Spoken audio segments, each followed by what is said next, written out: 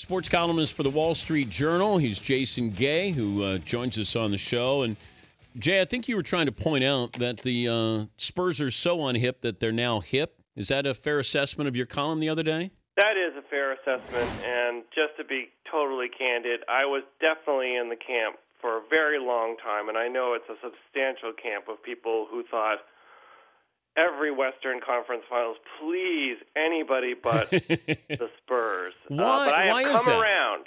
But why is that we just didn't want to see the Spurs?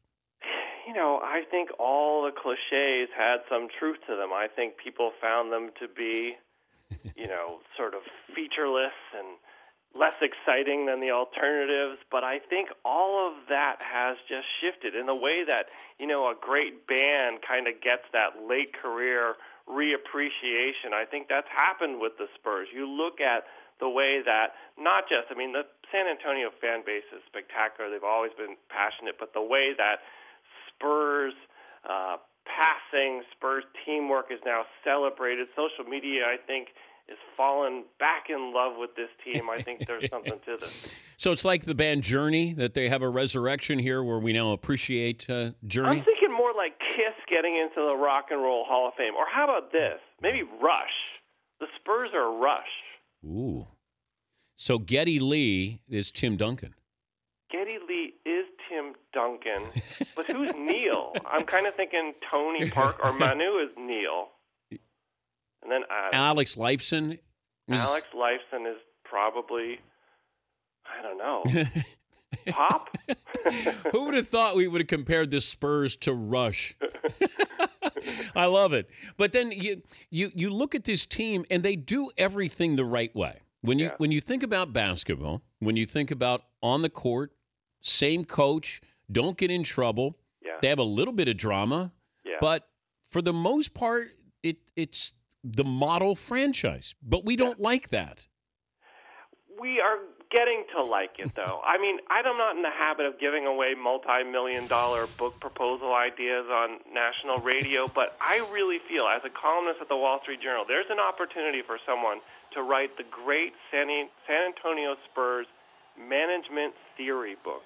Because whenever we write about them, and this is not just for myself but my colleagues at the Journal, there is this incredible reaction of people in the business community who say that is exactly the way you want to run a business in the 21st century.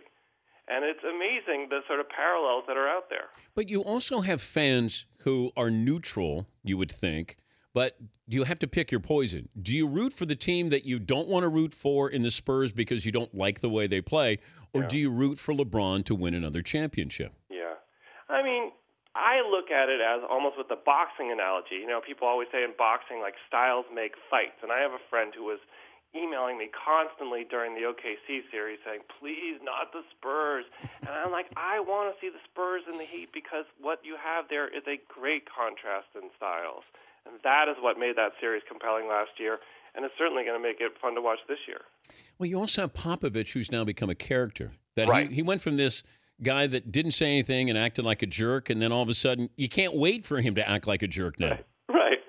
Right. It's like Jack Palance now. Everyone just wants to see him do something like in your. I mean, it's just amazing that, you know, if he actually gives a loquacious 3-paragraph answer, people are disappointed. They just want to see the terse comebacks and the walkaways.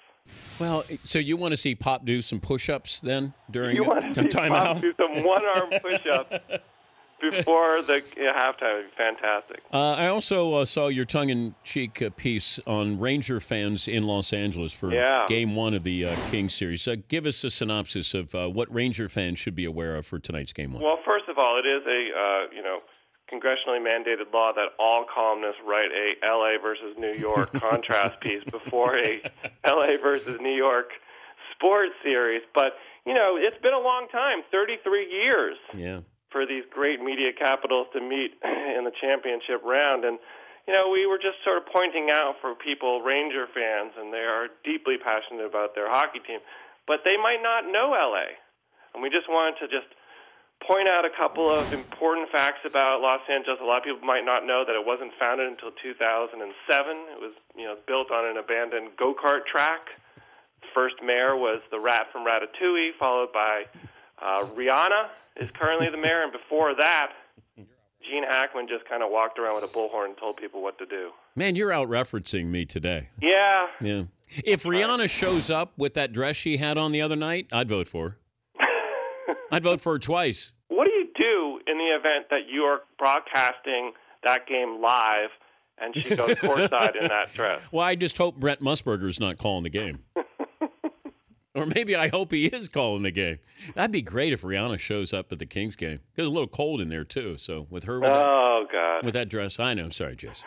Hey, enjoyed the columns and keep up the great work. Thanks, Dan. All right, Jason Gay from Wall Street sports columnist.